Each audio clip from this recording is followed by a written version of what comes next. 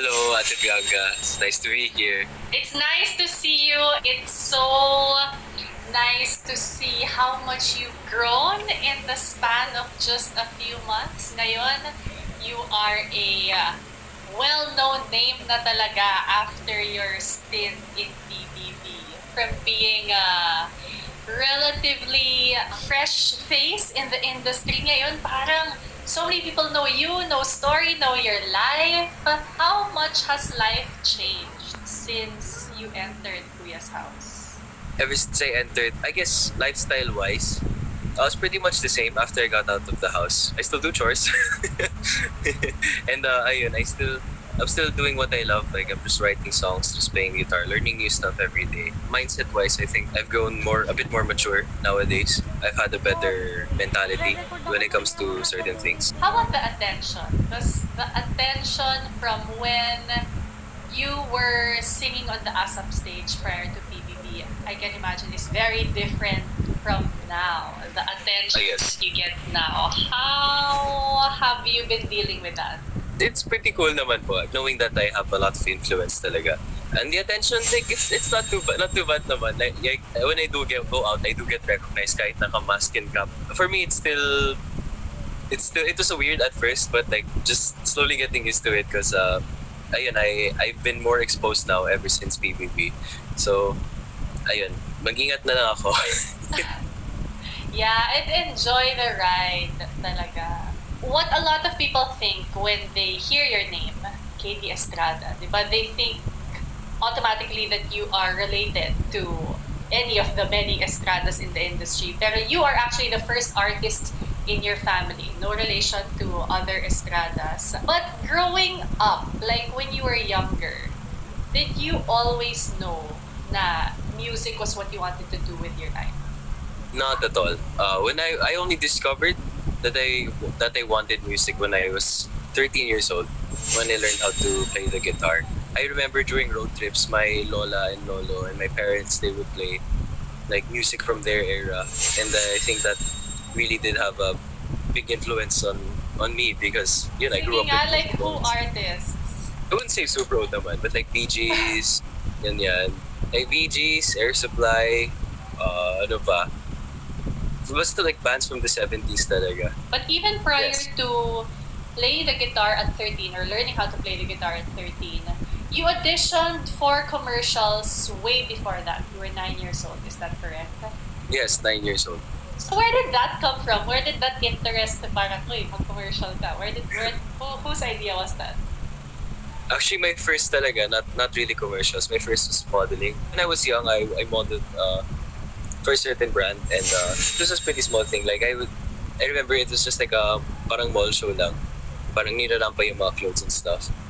And then after that, people were like some agents were eyeing me to join their agency to go like for go try mo commercial. They hooked me up on some auditions.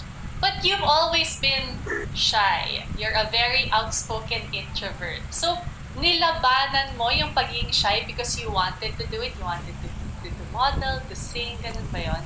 I didn't really develop my introversion when I only developed it like when I in my teens. But when I was super young, I wasn't shy at all. I was just super loud, super makulit. I'm not sure what happened, but ayun, when I was super young, I wasn't shy at all. I would dance and I would model a lot, and ayun, I would make porma. Even when I was a kid, I would make porma. Like isipin mo. Parang I guess, yung being conscious kicks in. Did you have an awkward stage ba? When I was around 12 to 14, my awkward stage was pretty long.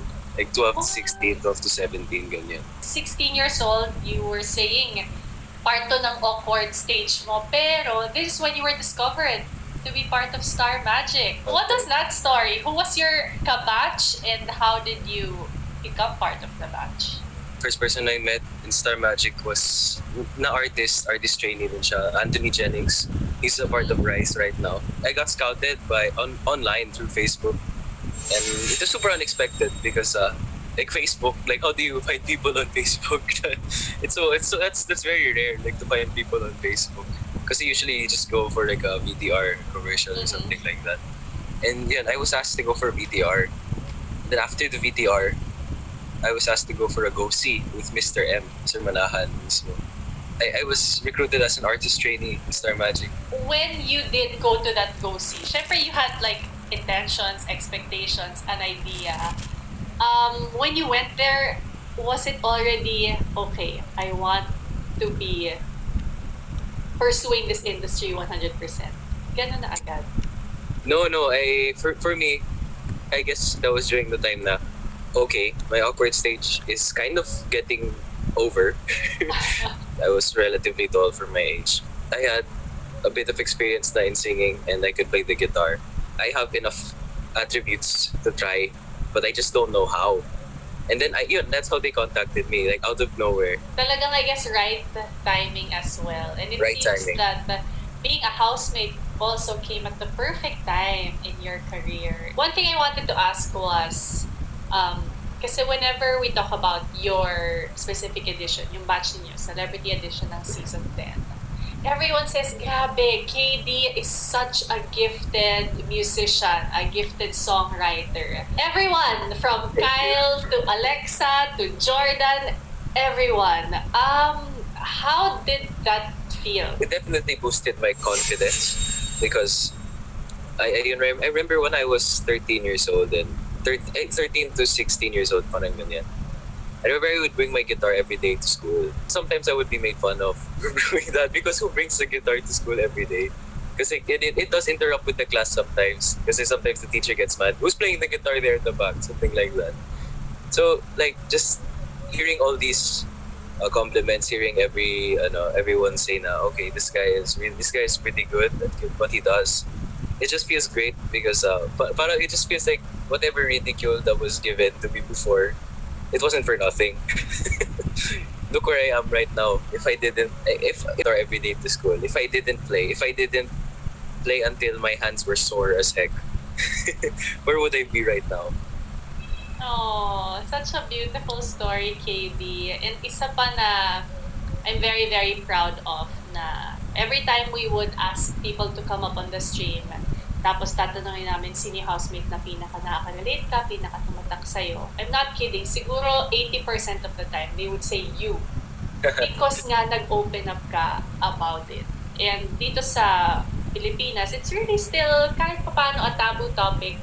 Open Yes. na, pero still parang walking on eggshells pa rin ng mga tao when they talk about it. But you are, I would say, instrumental in opening up that discussion about, Yes, I am. mental health. Gusto ko lang sabihin na ang tatapang niyo lahat.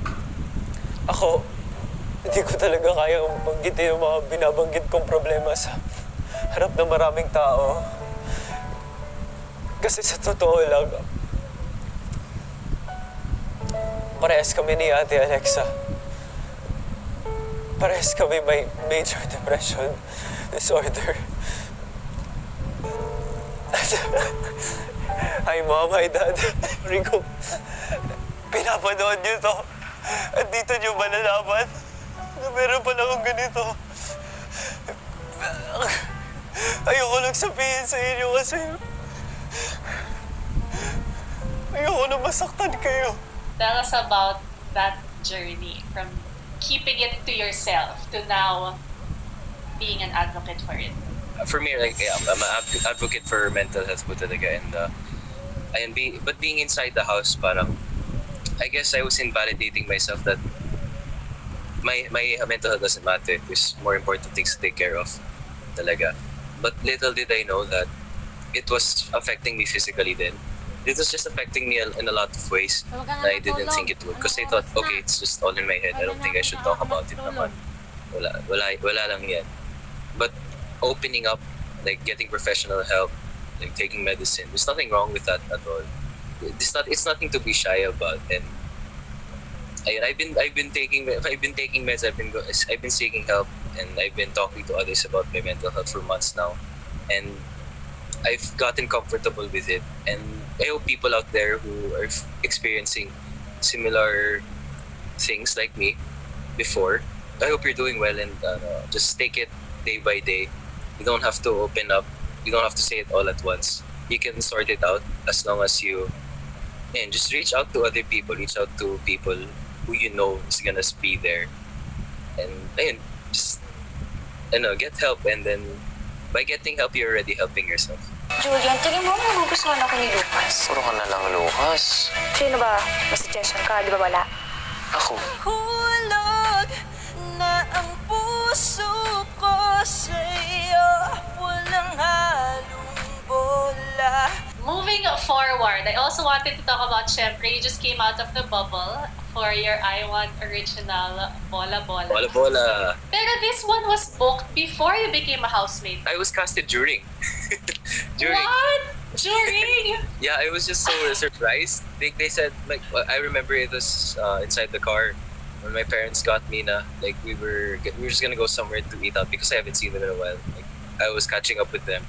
Then they mentioned to me that you have a series. So we go, what? How did I get that? I just got out. I was booked like during my stay inside the house. Like, oh wow. It was like, wow, it's crazy. And it's just so nice that, like, even if I was inside the house, I still got something waiting for me out here. What was the shoot like? Super fun. Super fun. Of course, it's my first time acting as a lead. I still have lots of things to do to improve my acting. I generally learned a lot of stuff talaga, and from Direct JP, thank you, and Ma'am Ethel, thank you din, because this experience will open up more opportunities to help me improve my acting. Yeah, just to improve my overall demeanor and character. Is acting something, because of course, music, alam natin lahat, you're very passionate about it. It's something you really want to do. Pero acting as well, would you say? Well, based on what I've experienced in the bubble taping, yes, I would definitely pursue it. It's definitely different from singing, like being on stage and singing a few songs and collaborating with artists. I mean, you're still collaborating with artists here. It's just a different kind of art. And speaking of collaborating and singing on stage, congratulations on the super successful FanCon last Saturday. Your first ever you. FanCon. KD Lex, my Yes, thank you. goodness. KD Lex. I have so many questions. But Yeah, okay. before that, that experience. Wow. What was that like? Super fun. Like during the FanCon, it was just good vibes and just good music, and it's just what I love. Like, it just brought me back to what I love. Like, after acting, then going to the FanCon and just performing, going back on stage and just singing. It's like, oh man, I just felt like, oh man, I miss this. Like, even if I wasn't even that gone away from like ASAP and from singing, I was just like, oh, I miss this, being on stage with my guitar. And especially right now, I'm performing with Alexa. It just feels so great. Yeah, and I know that you are very hands-on in terms of the music that you create, and Alexa as well. Dito din ba Yes. sa FanCon, hands-on kayo with like the program itself? Yes. Actually, we were the ones who suggested the songs to be performed during the FanCon. And it just turns out super successful. Ang galing ng band, ang galing ng production, ang galing... Everyone who was a part of the FanCon just gave it their all, and Oh my goodness! Was that surreal watching yourself beside Alexa, watching the two of you perform? actually, it wasn't just me and Alexa. It was me, Alexa, and her family plus my family. They loved the songs. They were impressed with their performances, and of course, the kilig din. But there's a different... I don't know. It's just so different when your family is kilig with you Oh. and someone else. It's just different. Parang nakadaba lang ng puso. Like, okay, they approve. Hi, talaga naman. They approve. But They approve. I guess now, because I'm a mom as well, I think every parent, if you see your kid happy, it brings you so much joy. So I guess Yes. it's that as well. Tapos, I'm sure your parents are so proud, di ba? Seeing you do what you love, seeing you be good at it, tapos masaya ka pa dahil sa katabi mo. Ay, talaga naman. So this is my question, okay, KD. Ito yung bumabagabag talaga sa isip ko. Okay. Kasi I clearly remember you had one time inside the PBB house that was tough. Tumakbo ka sa confession room And then Kuya allowed you to call someone and he called Alexa. She helped comfort you. Pero at that time kasi, Ate Alexa ang tawag Yeah, ko. Ate Alexa. So, Still ate. I'm really truly curious. When was like the turning point from being ate to like, wait, parang may something dyan When we got evicted. At sabay kasi kayo na-evict. Sabay kami Tama mo? Yeah. Sabay kami na-evict. Like, looking back, parang I just realized Alexa was the only one who did not nominate me. She was always there for me. Never backstabbed me. And never talked behind my back and stuff. And she always cared. Like, even if she was tired, like, she never was tired for me. Like, and then I just realized that, wow, this woman is just amazing. And she's the best and she deserves the best. And ayun, I just wanted to make her happy then. And apparently she felt the same way. She doesn't see me as a brother. But actually, I didn't. I stopped calling her ate inside the house. Like during inside the house, like she said, "Wait, how old are you?" Sabi ko 19. She's 21. It's not that far. So okay, I'll just stop calling her ate. Just call her Lex. I think that could be possible that she spotted it first. Kasi lahat ng nag-aate sa akin kahit 1 year. Si Luis Manzano nga, mas matanda sa akin, inaate ako, pero okay lang. I would only tell someone to not call me ate if... I see. Maybe. Yeah, actually. I have a question again. One Sure. live stream of Alexa, she revealed who gave her the ring. And she said it was you. Yes, it was me. So, I guess my question is, na-shock ka ba nung nalaman mong ni-reveal niya that the ring came from you? Actually, no, not necessarily shocked. Because people see on my live stream that I always wear that ring. I always wear that ring like every event on ASAP, on formal events, or just like going out. I always wear that ring, and I think some people spot it na. And it does have sentimental value to me. So her revealing the ring, it wasn't like a big deal. Actually, I was happy. I was happy to hear that. Oh, okay, she revealed it. Oh my goodness! It's so refreshing to listen to you share your story, your feelings freely. Yung parang without naman being too open about it, yung just right. And one Yes. thing also that I've noticed, KD, your face literally lights up when you talk about Alexa. Oh. Really? I didn't notice. Yes, it does. It does. And I for one am not here to pressure any of you. Oh, yes, I of did want course. to ask, ano si Alexa ngayon sa buhay mo? It would take more than one word to describe what she is to me right now in my life. Right now, I would say the best way I could describe me and Alex right now, we're partners. I mean, it doesn't have to be romantic. It doesn't have to be romantic or whatever. But I would say we're partners. We're best friends. We're ano ba? Ano ba pwede? What can I say that's not too revealing? Wait, that's not too revealing. Ibig sabihin, there's something to reveal. What is that meaning of? But I would just say that me and Alexa were just very important to each other right now, and ayun, there's just so much love between us. Not like I would say na ganyan. Basta I would, of course, it's given that we love each other, but it's just super different. It's just super different. Oh, I'm so happy for you. I'm so happy for Alexa, and I'm so happy for everything happening in your career right now, Katie. Super deserve, as they Deserve. say, and I'm looking forward to the many, many more projects you will be doing this year and in the years to come. So thank you Thank so you. much, Katie. Please invite everyone to the projects you'd like to invite them. I know Bola Bola's airing this March na yata, tama ba? Yes, Bola Bola is gonna be showing this March, late March. So abangan nyo yan, guys. And of course, thank you din sa mga nanood ng FanCon. The KDLX FanCon Closer, super successful, guys. So thank you so much for that. And of course, me and Alexa are gonna have a Dreamscape series together. The name is more than the name of the series is More Than Words. I cannot disclose any information yet about the story or about the series, but I would just say you guys are gonna love it. Oh, thank you so much, KD. Again, congratulations. Thank you, Ate Bianca. Thank you, guys. Thank you so much. And that is it for our first episode